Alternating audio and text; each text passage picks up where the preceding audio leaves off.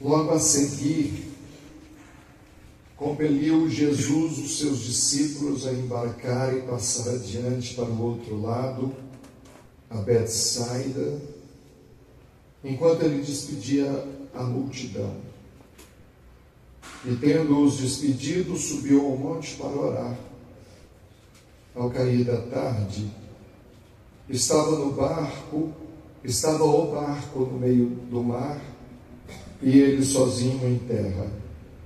E vendo-os em dificuldade a remar, porque o vento lhes era contrário, por volta da 4ª vigília da noite, veio ter Jesus com eles, andando por sobre o mar, e queria tomar-lhes a dianteira. Eles, porém, vendo-o andar sobre o mar, pensaram tratar-se de um fantasma e gritaram, pois todos ficaram aterrados à vista deles. Mas logo lhes falou e disse, tende bom ânimo, sou eu, não temais. E subindo para o barco para estar com eles, e o vento cessou. Ficaram entre si atônitos, porque não haviam compreendido o milagre dos pães. Antes o seu coração estava endurecido. Tome os vossos assentos. Senhor, pastor. Evangelho de Marcos, capítulo 6. Milagre, né, pastor Romero? A gente vive um dia atrás do outro e muitas vezes não temos respostas. Não temos um entendimento. Até porque nem todas as coisas Jesus resolve revelar para nós. Às vezes não temos a compreensão do processo que nós estamos passando. E cá para nós, quer saber de uma coisa? Deus não vai mudar. E a vida ela é desse jeito. A gente está diante de um problema e eu sou aquela pessoa, eu já estudei muito sobre traços de personalidade. Eu não sou aquele tipo de pessoa passiva. Eu, quando estou diante de um problema, em frações de segundo eu monto um planejamento rápido para sair dali. Eu não sou daquele, igual o irmão acabou de cantar, de ficar questionando. Eu questiono até depois. Depois eu questiono. Mas depois eu vou procurar, mas gente, como que entrou, por quê, quem fez, qual o culpado e tal. Antes disso, eu já traço logo meia dúzia de formas e alternativas na minha cabeça. Eu crio cenários, o cenário favorável, o cenário provável e o cenário pior. E diante de cada um desses, o que se for assim eu ajo dessa forma, se for assado eu ajo daquela. Essa é a minha personalidade. Diante daquele problema, com as torteletes dela, rapidamente ela já saiu para poder resolver, ligou para a irmã, vem cuidar do meu filho, saiu para o outro, pegou o Uber, ficou pagando. Eu acho que o lucro dela, ela gastou todinho no Uber, andando de um mercado para o outro para tentar resolver o problema, quando não tinha mais solução. O que ela fez? Ela lembrou de Jesus. E a gente está desde domingo batendo na tecla das premissas, né? Jesus, muitas vezes nos nossos planejamentos, ele sempre vai ficando por último. Se a gente inverter as coisas, o negócio melhora. Mas o texto que eu li aqui, eu queria chamar a atenção de vocês para um detalhe que nos salta os olhos. Nos salta os olhos. Os discípulos, o que ocorreu aqui era o final de alguns episódios que vinham acontecendo no ministério de Jesus. Os primeiros capítulos dos evangelhos é aquela preparação, né? O nascimento de Jesus, e vem, etc. Aí depois tem um divisor de água com o sermão da montanha. E logo após o sermão da montanha, Jesus Cristo então começa uma série de episódios de milagres. série. Você vai, pega a Bíblia Sagrada dos Evangelhos, você vai ver que tem uma série de episódios. E aí, em dado momento, ele começa então a acrescentar algo no seu discurso, que foi quando ele começou, e logo mais à frente, ele começa então a dizer que essa questão de ir para Jerusalém tinha a ver com a sua morte.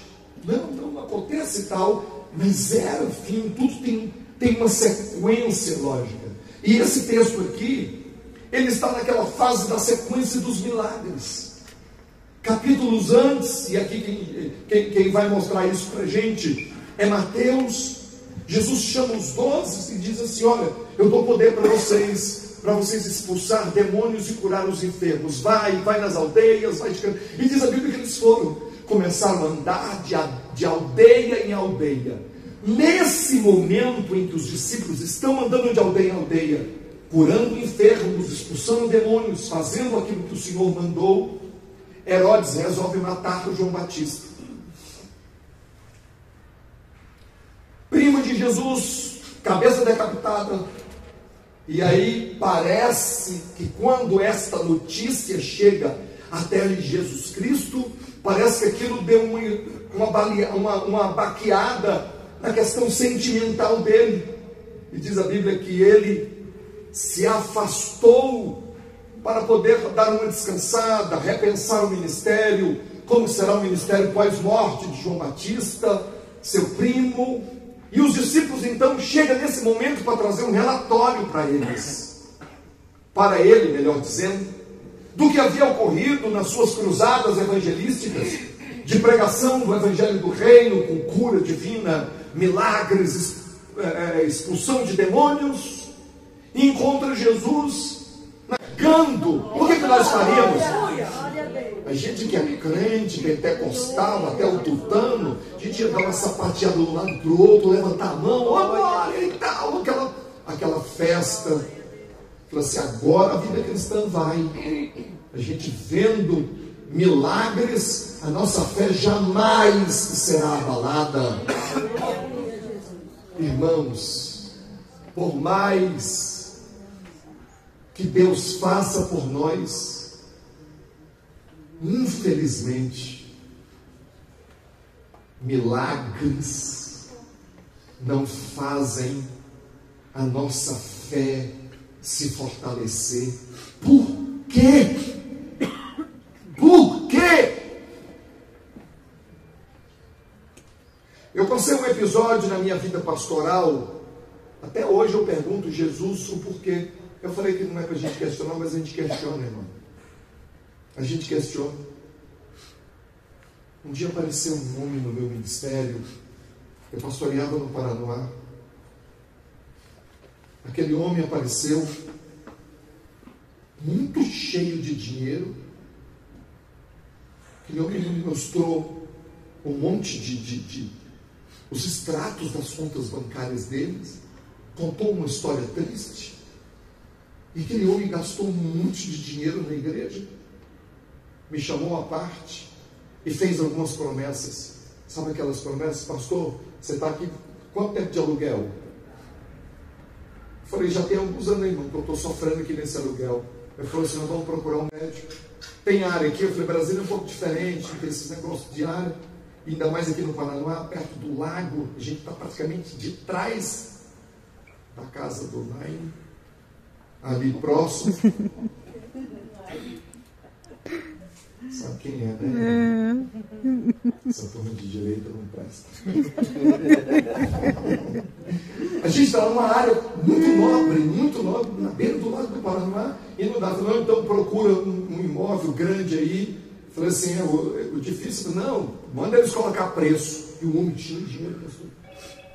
Me levou e falou assim, e você também vai ter uma casa. Me levou no Lago Sul, numa casa que estava vendendo ao lado do Armínio Fraga, que era o presidente do Banco Central naquela época, e tal, e gastando dinheiro, e etc. E naquele momento, pastor, onde eu colocava os meus pés, o profeta se levantava, é isso que eu estou te tirando do buraco. Eu falei, glória! Até a data de hoje eu cuidava de você no pinga gota, mas eu estou abrindo a torneira. Eu falei, manda mais, Jesus. Manda mais. No onde eu ia pregar, lembra aquele pastor lá da catedral, tinha irmão Milton, que era regente do coral, tinha aquele pastor que era pastor lá na cidade ocidental, que ele era dessa cor nossa aqui, ó.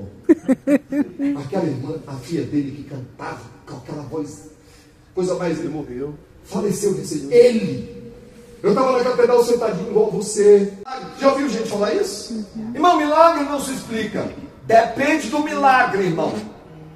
Depende do milagre. Esse milagre que é fruto da compaixão de Jesus, a gente não tem explicação. Ninguém fez campanha e o milagre aconteceu. O pessoal apenas se aproximando de Jesus Cristo e o milagre acontece. Não foi isso? E esse tipo de milagre, normalmente, a gente tende a acreditar. Quem aqui já viu o paralítico andar na cadeira de roda em culto? Quem já viu? Eu já vi. Sabe o que aconteceu comigo?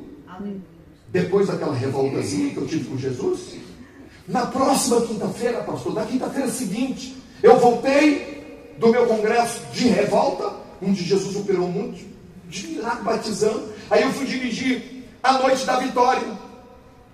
Quando pensa que não entra um paralítico na igreja, e eu olhei para aquele rapaz, um tanto quanto revoltado ainda da vida, dei um cutucão no Isidoro era meu vice.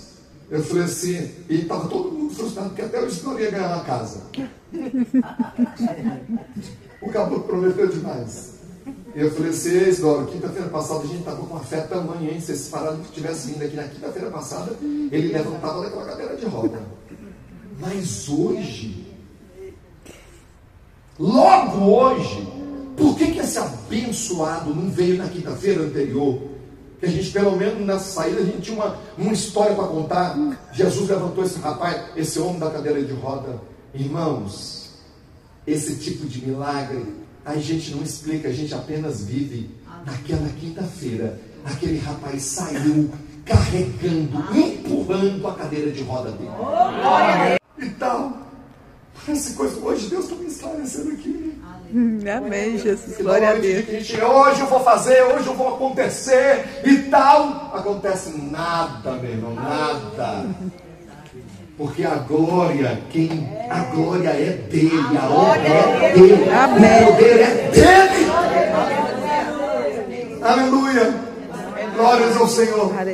E sabe o que aconteceu? Aquele rapaz estava lá, manda procurar aí, onde tem um comércio que a gente vai comprar e vai ser bom e etc. Os anos se passaram e hoje aqui eu estou lembrando, eu não tenho, a igreja não está num comércio.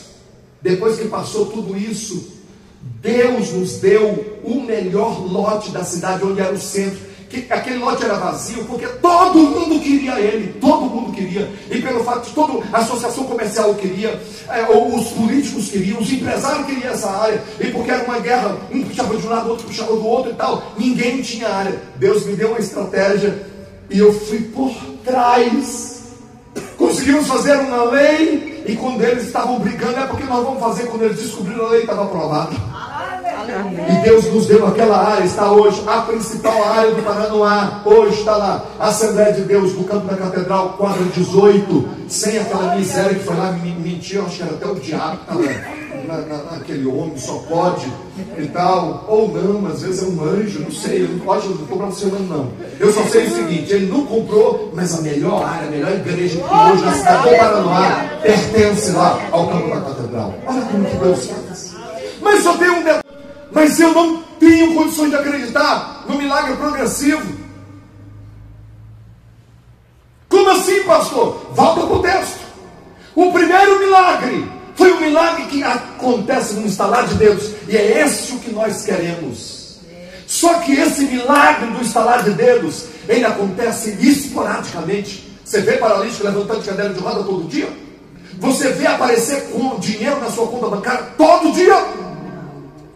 Você vê uma coisa acontecer, você vê mar vermelho rasgando ao meio todos os dias? Não. Quando esse tipo de milagre acontece? Quando Deus quer glorificar o nome dele, quando alguém precisa ser salvo, algum bambambam, quando Jesus quer falar, quando Deus quer dizer, olha, eu sou Deus e tal, ele levanta e faz esse milagre que é do estalar de dedos. Mas no dia a dia nosso, normalmente não é um milagre do estalar de dedos, esse instantâneo. É aquele na base do pinga-gota, irmão. Como assim? Tem uma multidão diante de você. Onde que tem? Mas Senhor, eles tinham um problema que não era só problema de pão, irmão. Eles tinham um problema de logística, eles tinham um problema de dinheiro. O menino falou, a gente precisa em no mínimo 200 denários. Quanto que a gente vai arrumar? A localidade, até alguém, os discípulos, se tivesse carro, que naquela época não tinha, se tivesse o dinheiro, onde é que ia arrumar padaria para aquele povo tudo? Não tinha. O negócio era terrível. Aí Jesus falou assim, o que vocês têm? Aí, esse evangelho não, mas acho que foi João ou Marcos, diz que foi André, irmão de Simão Pedro, chamou e falou assim, tem um moleque aqui, ó. Eu descobri que ele trouxe um alfaiate, o rapaz é novinho, mas ele é preparado. Aí vem Jesus e diz assim, manda trazer aqui, acho que nem perguntou se podia. Mas diante de Jesus ele manda e pode, né? Jesus catou os 5 pães e os 2 peixinhos dele, catou não, eles ofereceram ao Senhor. Jesus ergue os olhos para o céu, agradece, parte e diz assim, o outro evangelho diz que eles separaram a turma de 100, 50 e 50, porque o reino de Deus não é bagunçado, tá? É organizado. Organizou tudo, com o povo sentado sobre a relva, preparou tudo direitinho. Aí vem os discípulos e vai lá, entrega e falou assim, pode alimentar a multidão. Eu falei assim, mas Jesus está de brincadeira com a minha cara. Mas à medida que cortava, o pão crescia. O pão crescia. Glória a Deus. Por quê que ele não estalava o dedo e aparecia uma montanha de pão e peixe? Porque, irmãos, Deus queria nos ensinar. E esse tipo de milagre, se você não compreender ele, você morre na fé. Qual milagre, pastor? Aquele que é feito diariamente e os teus olhos não conseguem enxergar. Aleluia. Ontem eu estava vendo, foi ontem ou antes de ontem, fui com o pastor no velório do pai e da irmã que estava morando aqui. E aí, eu fiquei dando uma olhada ali e falei assim, oh, Jesus, vontade de meter a mão na cara dele e ele acordar de raiva de mim desse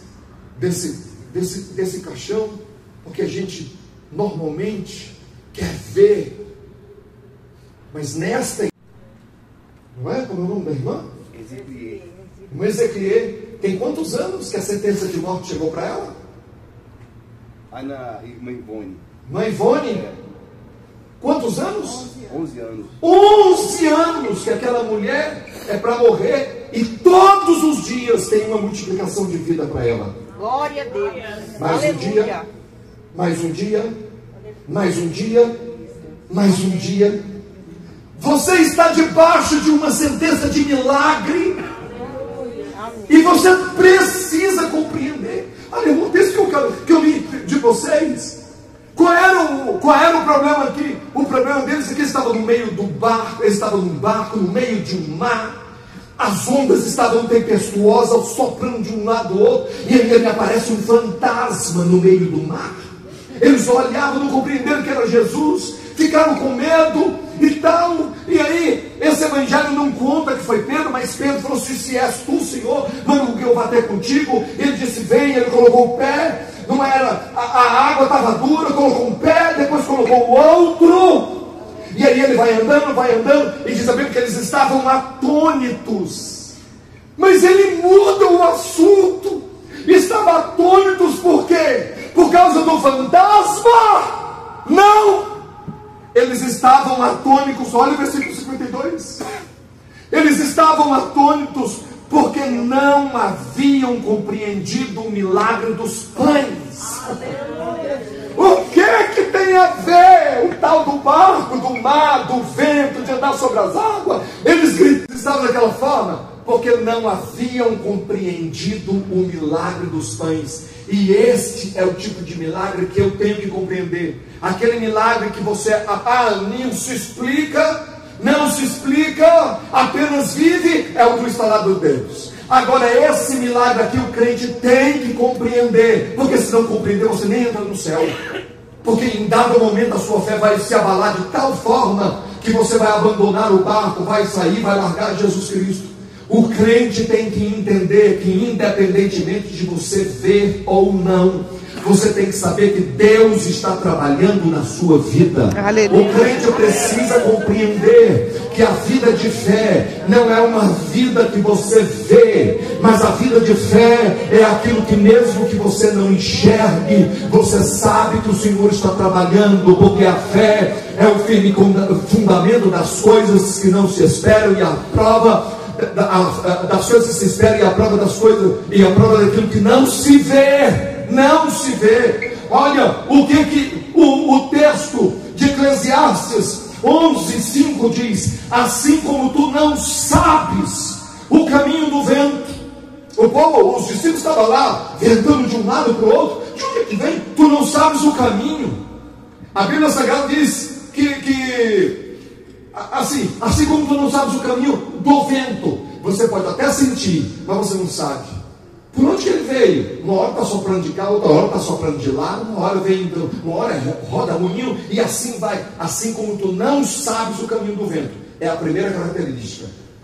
Nem como grávida, assim como tu não sabes o caminho do vento, nem como se formam os ossos do ventre da mulher grávida. A vida cristã, a vida de fé, essa campanha que vocês estão fazendo aqui, da Semana das Causas Impossíveis, ela vem diante disso aqui. Assim como você não sabe como se formam os ossos de uma criança no ventre materno, você só vai vendo dia após dia, vai crescendo um pouquinho o bucho, vai esticando, e a pele, as irmãs passam óleo na barriga, para o bambolê não ficar com estria depois, e tal, vai virando aquela melanciazinha, e vai ver, está longe dos nossos olhos.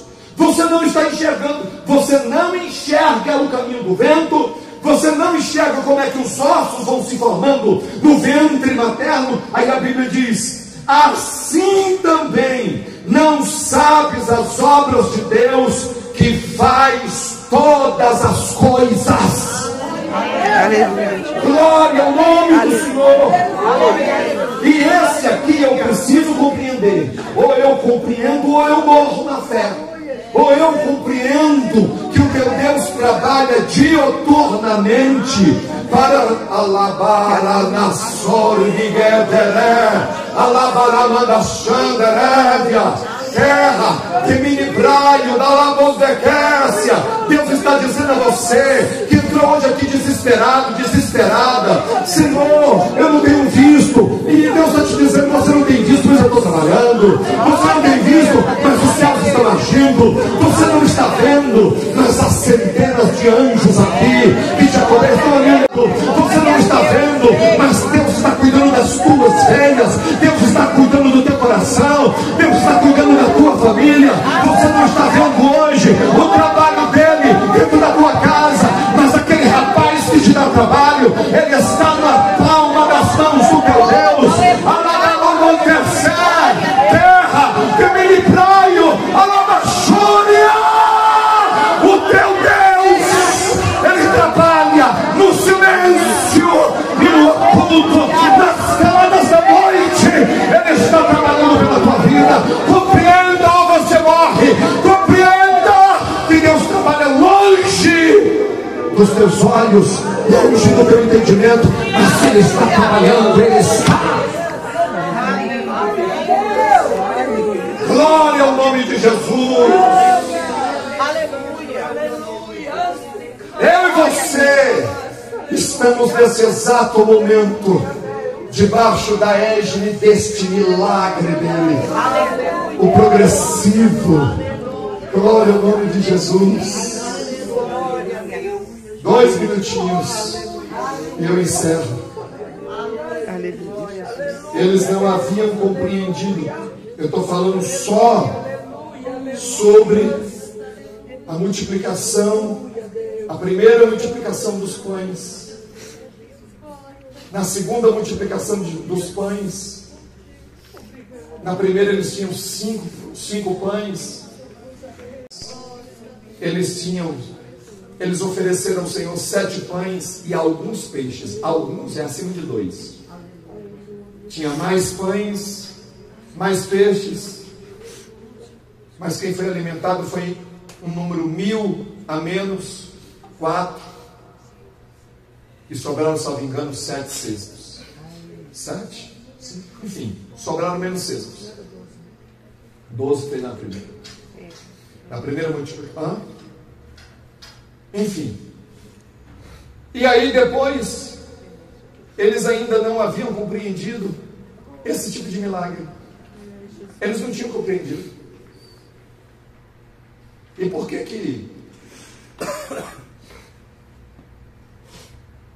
eles ainda não tinham compreendido? Porque quando eles entraram no barco, começaram a briga de novo por causa de pão. Quem esqueceu? Esqueceram os pães, Jesus falou, por que vocês estão brigando? Qual o problema? É que a gente esqueceu de trazer pão, o povo vai ficar com fome aqui, e nós temos senão um pão. Ó, eles mocosaram, não era para ter dado 7 pães para o Senhor Jesus, era para ter dado 8. Mas alguém mocosou um pão e deixou escondido no barco. Está lá na Bíblia, procurando depois. Por isso que a multiplicação foi menor. E Jesus falou assim, vocês ainda não entenderam. Eles não entenderam, mas você tem que sair daqui hoje entendendo. Você tem que entender. Ou você entende ou sua fé vai abalar. De relato das cruzadas que Jesus ordenara, veio, diz a Bíblia, que as multidões descobriram onde Jesus estava. Tem um dos textos que tem algo tão extraordinário.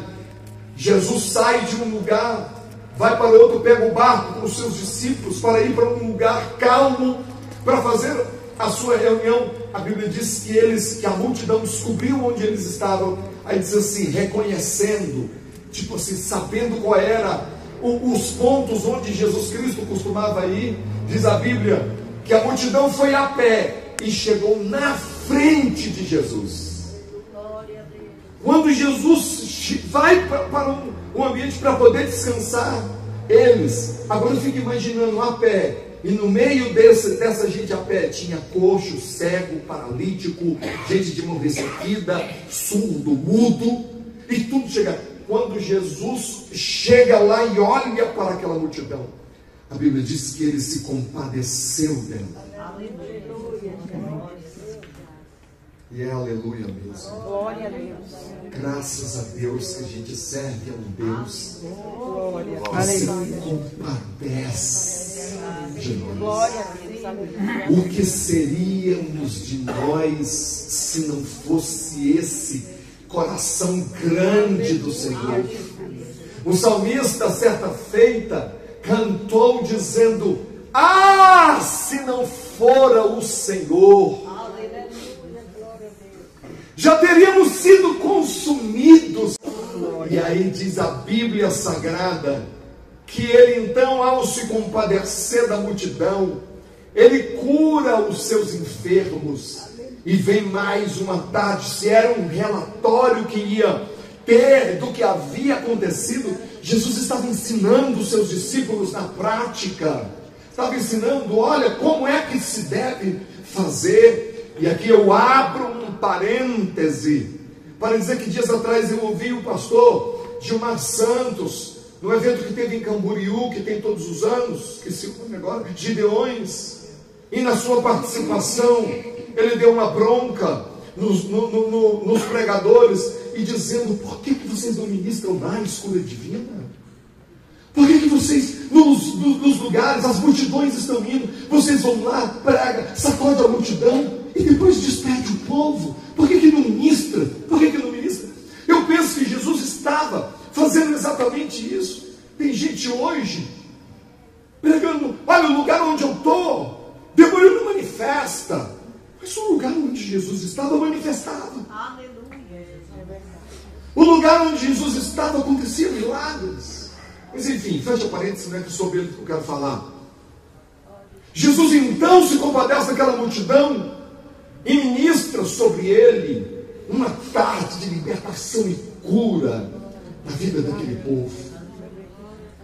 E aí o povo glorifica. Eu queria que você tivesse naquela cena, se coloque no meio daquela cena. Qual seria a sua atitude? Ao ver um paralítico levantar da esteira, não sei que até a data de hoje foi pingando gota na sua vida. Mas Deus está me dizendo que Ele está abrindo a torneira. Eu falei assim, eu vou ser vizinho da minha saga. Pastor Romildo, eu não entendo. Na verdade, por essa ministração aqui, eu acho que hoje Jesus está falando, não é comigo, não é com vocês não. Ele fala com nós. Eu acho que é comigo. Eu não estou lembrando disso, mas gente, eu acho que é comigo. Por quê? Irmão, aquele homem pareceu, e ele passou um dia na igreja, e tal. Ele estava hospedado no hotel, e do dia para a noite aquele homem sumiu, não deixou rastro e foi embora. Agora imagina como é que fica alguém que ouviu de boca de vários profetas que Deus ia fazer e tal, e eu diante daquela situação. Pensa na revolta. O homem foi embora. Pensa na revolta que eu fiquei. Mas eu passei uma semana, o culto de libertação, o culto da noite da vitória que eu dirigia, durante aqueles dias, meu Deus, você está, oh glória, Jesus faz tal. Eu fiquei com a orelha murcha. Fui pregar em Roraima, num congresso, não queria ir. Falei assim, vou de raiva. Não, eu estava revoltado. Eu não orei, não estudei a Bíblia. Normalmente eu não levo minhas agendas. Só por questão de segurança mesmo, tinha uma meia dúzia. Chegava no final do dia, eu falava assim, unido no texto, ela mesmo, o escolhido foi você, vou pregar isso aqui. Eu passei, eu não queria conversar com ninguém, não queria ver cara de crente, eu só dava um horário, saía, comia, voltava para o quarto, eu ficava deitado numa cama, eu encostei ela na parede, deitado numa cama e minhas pernas ficavam para cima. Na hora que ficava, o pé ficava branco, sem sangue, aí eu deitava um pouquinho o pé, na hora que começava a formigar, voltava e tal. Só que naquele congresso, Jesus me usou de uma forma, mas de uma forma. Jesus batizou quase 500 pessoas com o Espírito Santo, que na hora que eu pegava a palavra, eu estava, olha Jesus, eu não tenho nada para dar, eu estou com raiva, mas por misericórdia dessa multidão aí, o Senhor usa alguma coisa. Pastor, na hora que eu abri a boca, meu Deus do céu, o que era aquilo? Aí eu voltava para a minha revolta, para o quarto do hotel. Revoltado. Eu acho que hoje, depois de tantos anos, Jesus está dando a resposta. O que Deus fez eu passar por aquilo? Que raiva! Ficar me enganando. E você vai descobrir que Jesus não me engana. Jesus não me enganou. Jesus não me enganou. Irmãos, sabe o que acontece?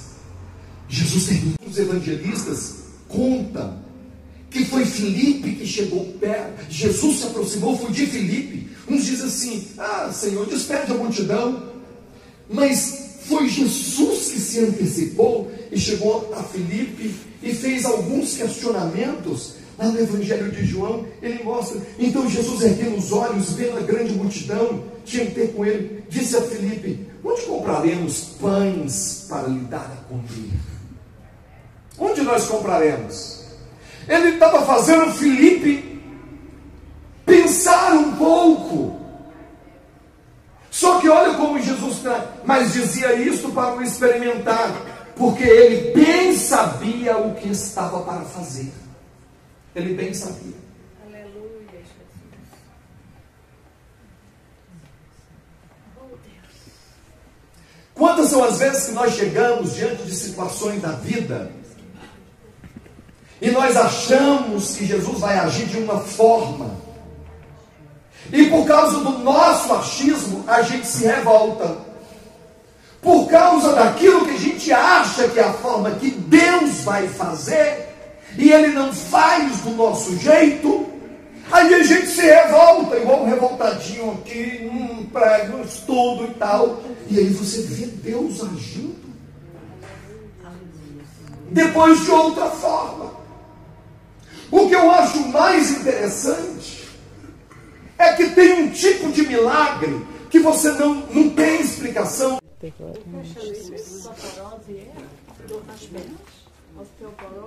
Acho que não, irmão. Não. Mas pode ficar aí, a gente vai orar também, vai englobar tudo. Mas eu queria especificar isso aqui, porque é o que Deus está colocando no meu coração nesses últimos dias.